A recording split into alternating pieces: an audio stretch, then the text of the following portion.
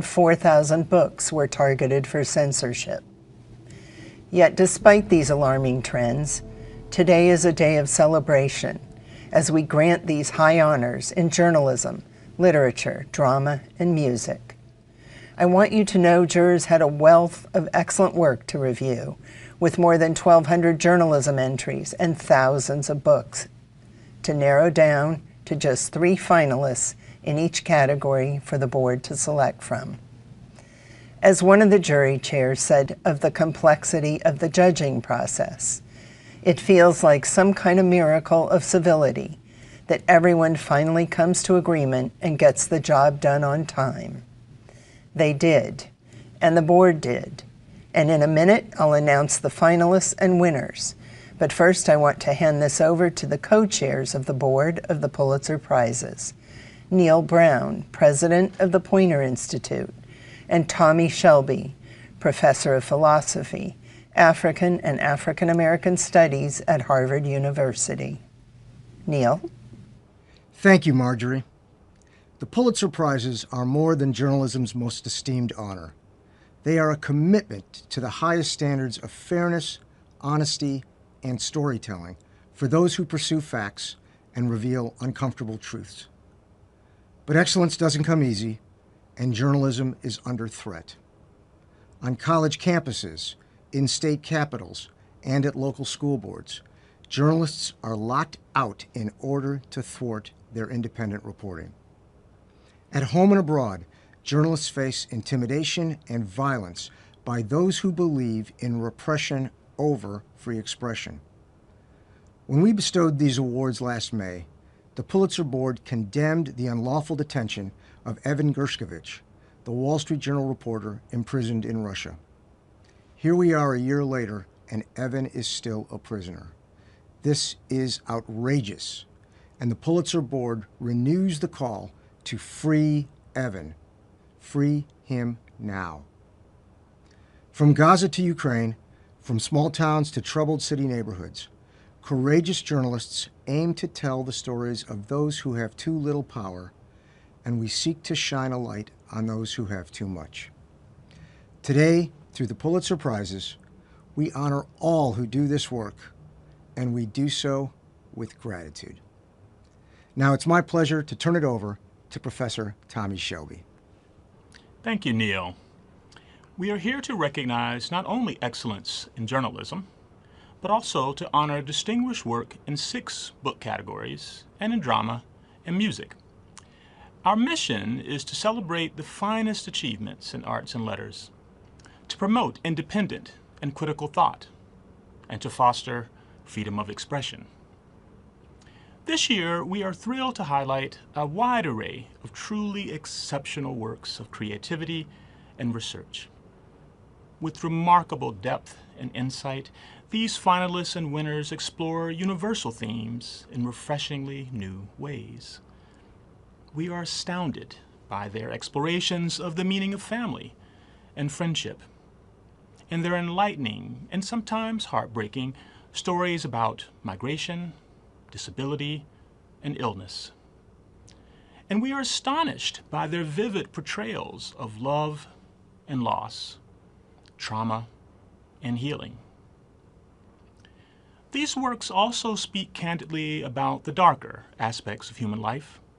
They confront the immense inequality and poverty that plague our world, how conquest and dispossession shape our relations with one another, the horrors and suffering caused by war, and the rapidly changing climate that portends a perilous future. In awarding these prizes, we highlight exemplary work in journalism, arts, and letters, and in doing so, we hope to encourage others to strive for such excellence. Now, we invite you to learn from, to be inspired by, and to critically reflect on the work we honor today. We now go back to Marjorie Miller, who will announce the finalists and winners. Thank you, Tommy and Neil. We will begin with journalism. This year, there was remarkable coverage of the Hamas attack on Israel. and 2 wars in Gaza and Ukraine. There were tragic natural disasters in Hawaii and Turkey. The entries included many instances of workplace harm to employees, consumers, and soldiers. Hate crimes and criminal justice, corruption and impunity, and migration remained persistent themes in American life. And globally, we saw stories on the proliferation of undemocratic uses of technology, along with the growing presence of AI in our lives. So without further ado, let's get started. The finalists in breaking news are staff of the Honolulu Civil Beat for its distinctive, sweeping, and urgent coverage of the Maui wildfires that killed more than 100 people and left a historic town in ruins, reporting that held officials to account and chronicled the aftermath and efforts to rebuild. Staff of Lookout Santa Cruz for its detailed and nimble community-focused coverage over a holiday weekend of catastrophic flooding and mudslides that displaced thousands of California residents and destroyed more than 1,000 homes and businesses. Staff of the Los Angeles Times for urgent and thoughtful coverage of a Lunar New Year overnight shooting that left 11 senior citizens dead, demonstrating clear knowledge of and commitment to the local Asian communities. And the prize goes to staff of Lookout Santa Cruz.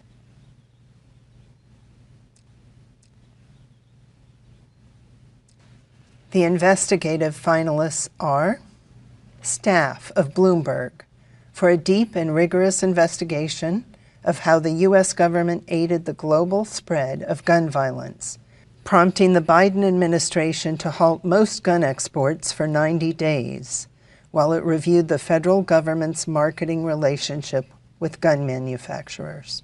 Hannah Dreier of the New York Times for a deeply reported series of stories revealing the stunning reach of migrant child labor across the United States and the corporate and governmental failures that perpetuate it. Casey Ross and Rob Herman of STAT for exposing how United Health Group, the nation's largest health insurer, used an unregulated algorithm to override clinicians' judgments and deny care, highlighting the dangers of AI use in medicine. And the prize goes to Hannah Dreier of the New York Times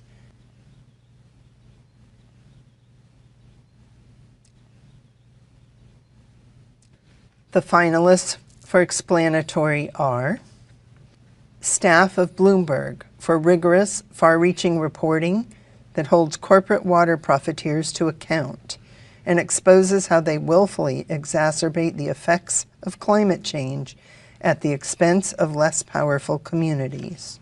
Sarah Stillman of The New Yorker for a searing indictment of our legal system's reliance on the felony murder charge and its disparate consequences, often devastating for communities of color. Staffs of the Texas Tribune, ProPublica, and Frontline for advancing understanding of law enforcement's catastrophic response to the mass shooting at an Uvalde, Texas elementary school, and also for documenting the political and policy shortcomings that have led to similar deadly police failures across the country. The prize goes to Sarah Stillman of The New Yorker.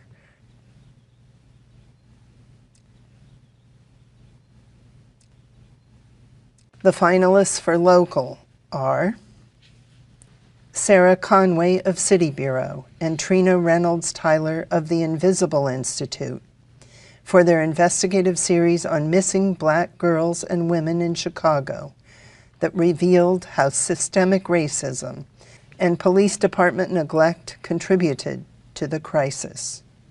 Jerry Mitchell Elisa Daly, Brian Howie, and Nate Rosenfield of Mississippi Today and the New York Times for their detailed examination of corruption and abuse, including the torturing of suspects by Mississippi sheriffs and their officers over 2 decades.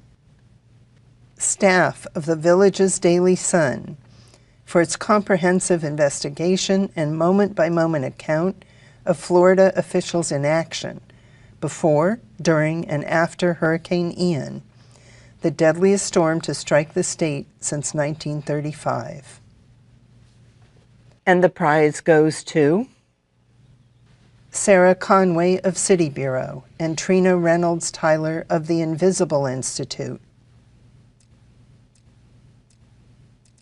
The finalists for National are Bianca Vazquez-Tones and Sharon Luria of the Associated Press for a deeply reported series on the corrosive effect of the pandemic on public education, highlighting the staggering number of students missing from classrooms across America. Dave Phillips of the New York Times for groundbreaking reporting that uncovered a pattern of traumatic brain injuries among U.S. troops from blast exposures caused by the weapons they were firing.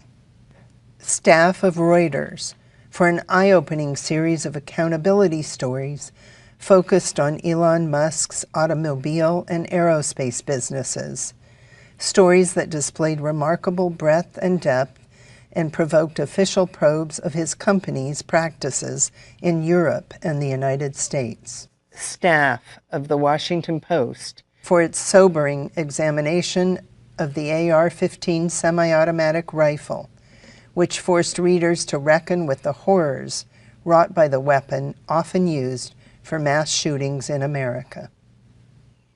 There are 2 winners in this category. Staff of Reuters, and the prize also goes to staff of the Washington Post. The finalists for International are staff of the New York Times for its wide-ranging and revelatory coverage of Hamas's lethal attack in southern Israel on October 7th, Israel's intelligence failures, and the Israeli military's sweeping, deadly response in Gaza. Julie Turkowitz and Federico Rios of the New York Times for their immersive and ambitious coverage of migration purgatory in the Darien Gap between Colombia and Panama.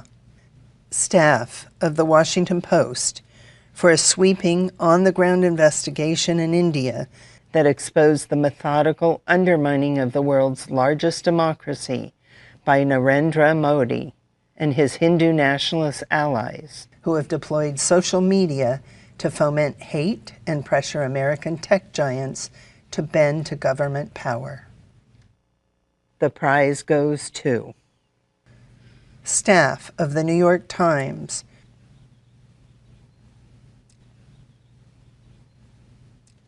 The finalists for feature writing: Carrie Blakinger of The Marshall Project, co-published with the New York Times Magazine, for her insightful, humane portrait, reported with great difficulty, of men on death row in Texas who play clandestine games of Dungeons and Dragons, countering their extreme isolation with elaborate fantasy.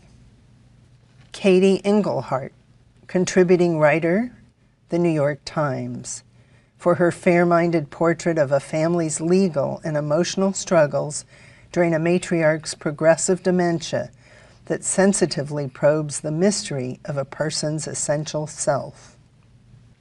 Jennifer Senior of The Atlantic, for her beautifully rendered account of her disabled aunt, who was institutionalized as a small child, and the lasting effects on her family, told in the context of present-day care and intervention that make different outcomes possible.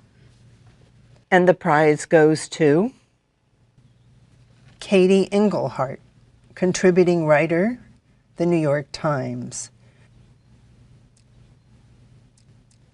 The finalists in commentary are Brian Lyman of the Alabama Reflector for incisive columns that challenge a range of state policies flouting democratic norms and targeting vulnerable populations, written with the commanding authority of a veteran political observer. J. Caspian Kang of The New Yorker for provocative columns that urge us to re-examine popular narratives on such critical topics as affirmative action, racial politics, and the portrayal of gun violence. Vladimir Kara-Murza, contributor, The Washington Post, for passionate columns written at great personal risk from his prison cell, warning of the consequences of dissent in Vladimir Putin's Russia and insisting on a democratic future for his country. And the prize goes to Vladimir Kara-Murza, contributor, The Washington Post. The finalists in criticism: Zadie Smith, contributor, The New York Review of Books, for a review of the film Tar that addressed with wit and ease such consequential themes as mortality and the clash of generations. Vincent Cunningham of The New Yorker for theater reviews that reflect a formidable knowledge of the stage and the mechanics of performance, along with canny observations on the human condition. Justin Chang of the Los Angeles Times for richly evocative and genre-spanning film criticism that reflects on the contemporary movie-going experience. And the prize goes to Justin Chang of the Los Angeles Times. The finalists in editorial writing: Isadora Rangel of the Miami Herald for a scathing series that roots the city's multiple political scandals in a troubled local democracy and champions electoral reforms. Brandon McKinley and Rebecca Space of the Pittsburgh Post-Gazette for ambitious investigative editorials that examine a collapse in services for the homeless in Pittsburgh and the city's failure to account for millions of dollars meant to offer relief. David E. Hoffman of the Washington Post for a compelling and well-researched series on new technologies and the tactics authoritarian regimes use to repress dissent in the digital age and how they can be fought. And the prize goes to David E. Hoffman of the Washington Post. The finalists in illustrated reporting: Clay Bennett of the Chattanooga Times Free Press for a portfolio of deceptively gentle, mostly wordless cartoons full of juxtapositions that ably communicate complex, sophisticated messages. Madar de la Cruz, contributor, The New Yorker, for his visually driven story set inside Rikers Island Jail, using bold black and white images that humanize the prisoners and staff through their hunger for books. Angie Wang, contributor, The New Yorker, for a vivid, illustrated journey with her toddler that explains how human language learning can never be supplanted by AI. Claire Healy, Nicole Dunca, and Ren Galeno, contributor of The Washington Post, for masterful and sensitive use of the comic form to reveal the story of a great injustice to a group of Filipinos exhibited at the 1904 World's Fair in St. Louis, where some of them died. And the prize goes to Madar de la Cruz, contributor, The New Yorker. The finalists in breaking news photography: Adem Altan of Agence France Presse, for a heartbreaking image of a man clutching the hand of his deceased daughter a day after a 7.8 magnitude earthquake killed more than 50,000 people in Turkey and Syria.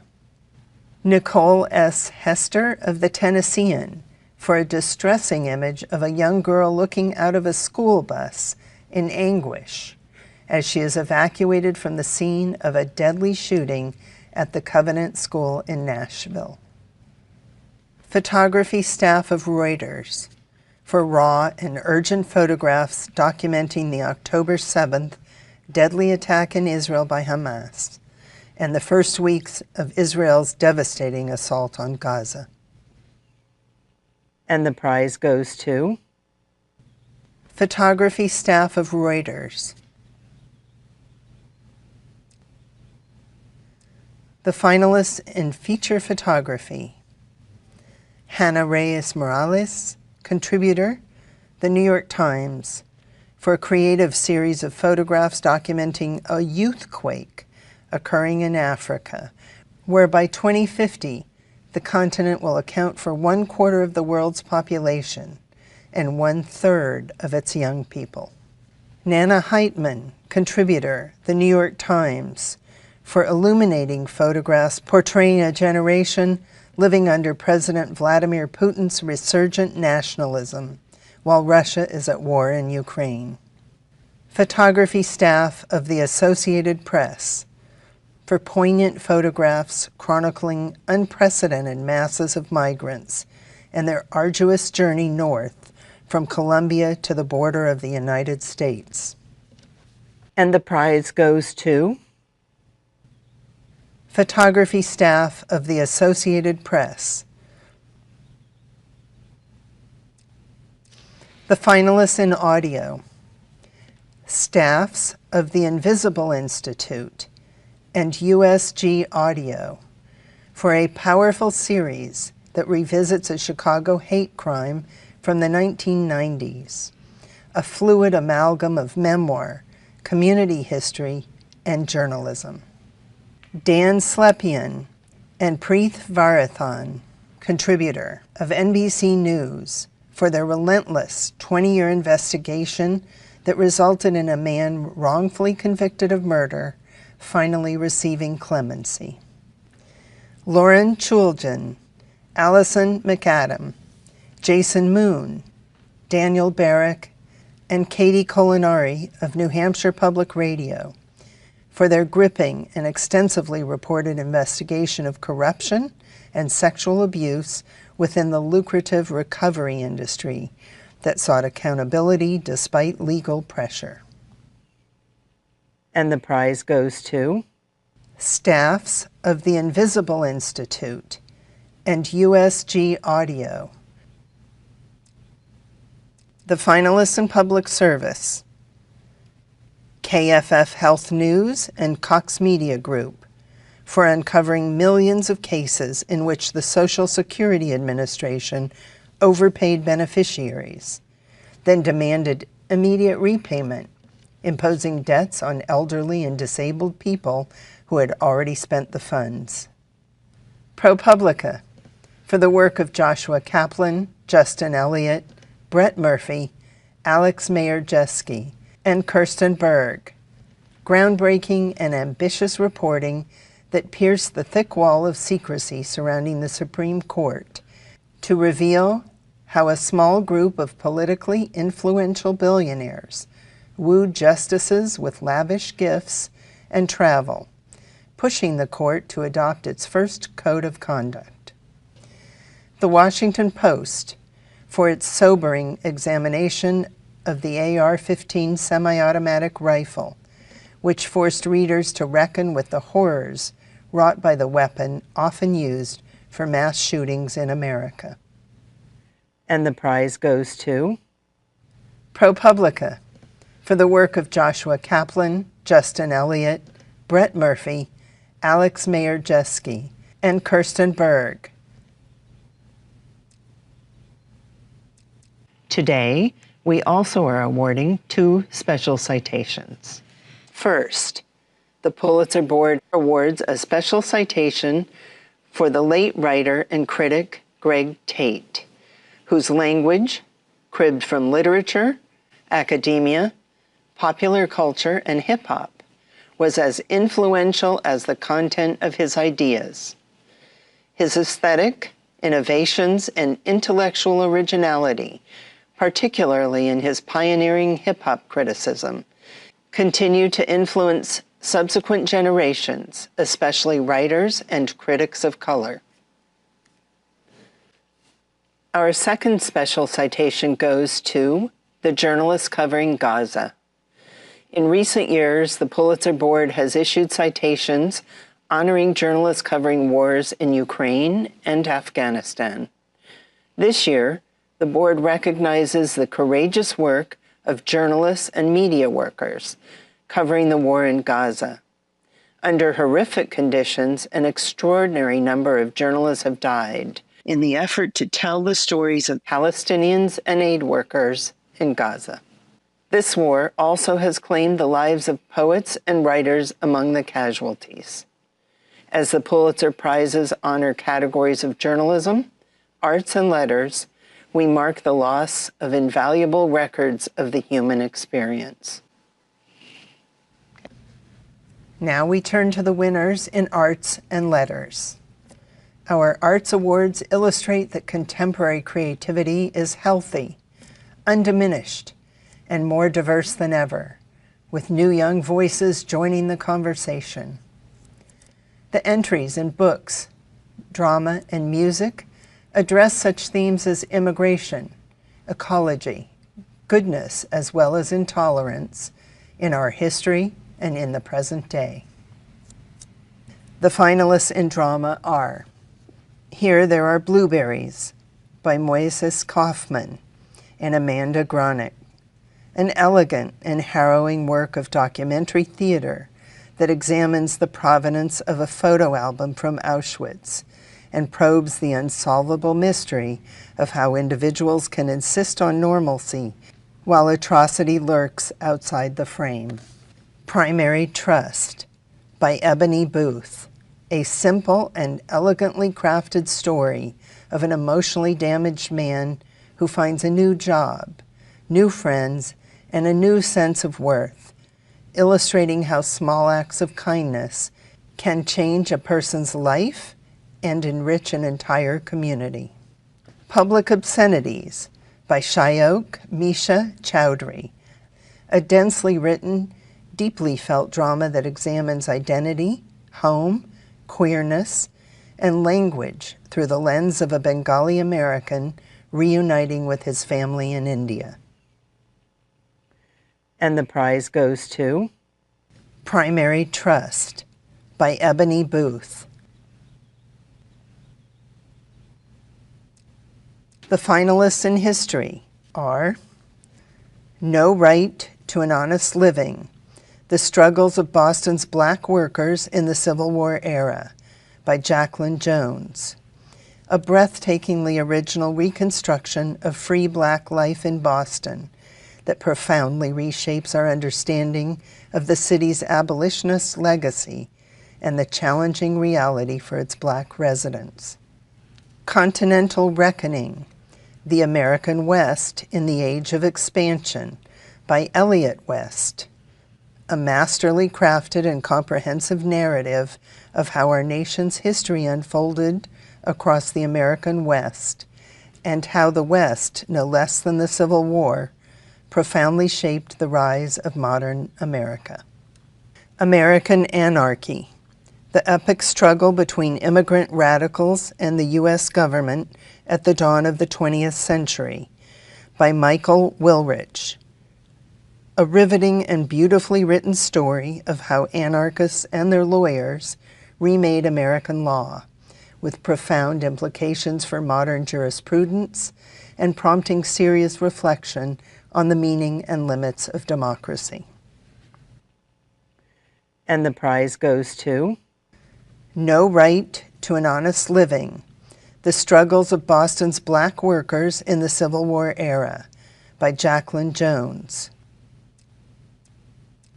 The finalists in biography are Larry McMurtry, A Life by Tracy Daughtry, an insightful literary biography of the celebrated author, written with brio and humor that evokes the Depression-era Texas of his youth and the myth of the American West that he dedicated himself to exposing.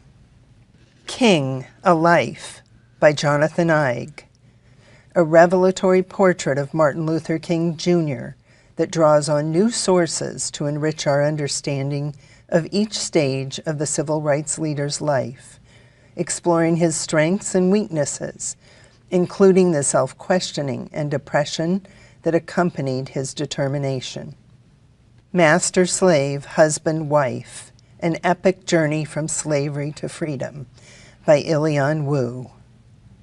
A rich narrative of the Crafts, an enslaved couple who escaped from Georgia in 1848, with light-skinned Ellen disguised as a disabled white gentleman and William as her manservant, exploiting assumptions about race, class, and disability to hide in public on their journey to the North, where they became famous abolitionists while evading bounty hunters.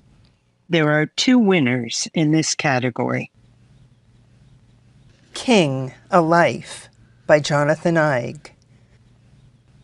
Also, the prize goes to Master-Slave, Husband-Wife, An Epic Journey from Slavery to Freedom by Ilian Wu. The finalists for memoir: Liliana's Invincible Summer, A Sister's Search for Justice by Cristina Rivera Garza, a genre-bending account of the author's 20-year-old sister murdered by a former boyfriend that mixes memoir, feminist investigative journalism, and poetic biography, stitched together with a determination born of loss. The Country of the Blind, A Memoir at the End of Sight by Andrew Leland, an emotionally resonant account by an author losing his eyesight from a rare genetic disorder, a memoir that explores the physical and conceptual experience of blindness, that explains honestly how ableism fueled his reticence to accept his diagnosis. The Best Minds, A Story of Friendship, Madness, and the Tragedy of Good Intentions by Jonathan Rosen, an account of the author's brilliant childhood best friend and fellow student who was diagnosed as schizophrenic before fatally stabbing his girlfriend, a tragedy used to explore mental illness and the history of institutionalization. And the prize goes to Liliana's Invincible Summer, A Sister's Search for Justice by Cristina Rivera Garza.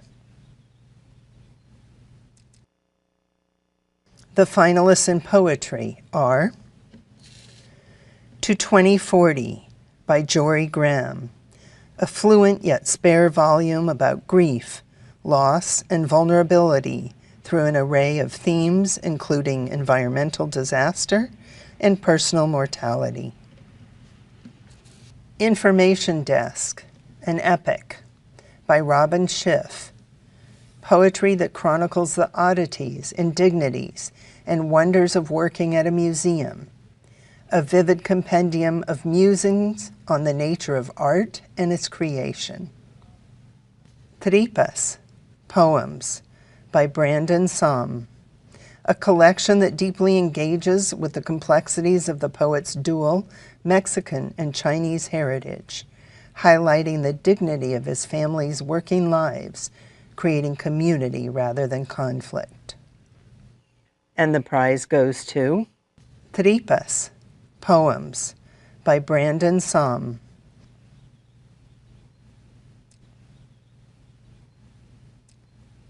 The finalists in general nonfiction: Fire Weather, A True Story from a Hotter World by John Valiant, an unsparing account of the rapacious Alberta Sands fire, fueled by an overheated atmosphere, dry forest, and omnipresent petroleum products that consumed the town of Fort McMurray at the heart of Canada's oil industry, which brings the global crisis of carbon emissions and climate change into urgent relief.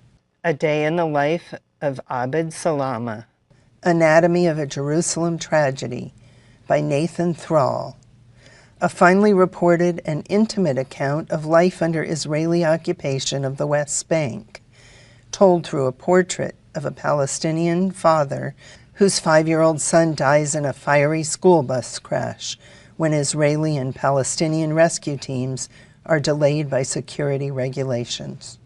Cobalt Red, How the Blood of the Congo Powers Our Lives by Siddharth Kara, a powerful examination of mining operations in the southeastern Congo that reveals a global system of modern-day slavery and the inhumane, often deadly working conditions for the men, women, and children who extract the rare metal required for smartphones, computers, and electric vehicles.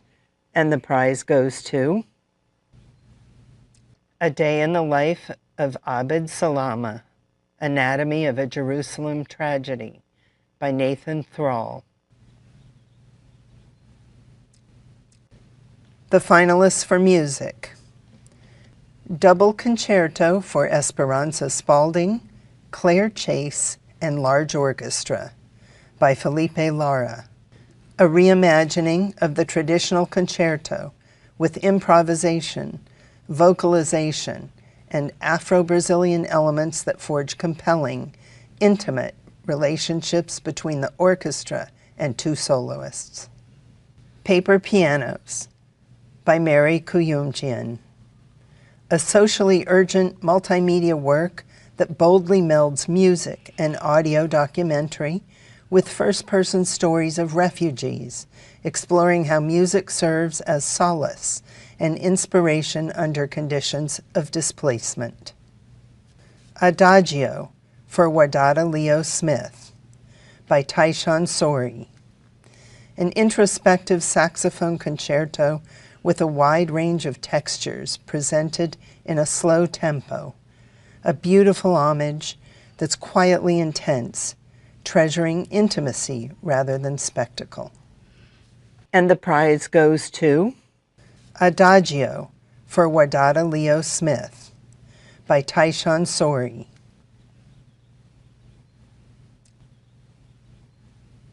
The finalists for fiction are Night Watch by Jane Ann Phillips, a beautifully rendered novel set in West Virginia's Trans-Allegheny Lunatic Asylum in the aftermath of the Civil War, where a severely wounded Union veteran, a 12-year-old girl and her mother, long abused by a Confederate soldier, struggle to heal. Wednesday's Child by Iyun Lee, an affecting volume of thematically and stylistically connected stories that are set around tasks carried out by caretakers of the infirm and mothers struggling to carry on after the death of a child, work that mixes grief with gentle humor. Same Bed, Different Dreams by Ed Park, an inventive postmodern novel that moves from the brutal Japanese occupation of the Korean Peninsula to a lonely Korean-American boy's passion for the buffalo sabers, interlinked narratives that jump historical and imaginary time zones with humor, sorrow, and irreverence. And the prize goes to Night Watch by Jane Ann Phillips.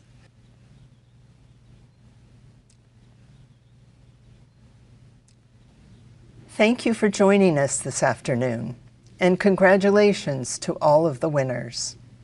You can find more about the winners and their work on our website, Pulitzer.org.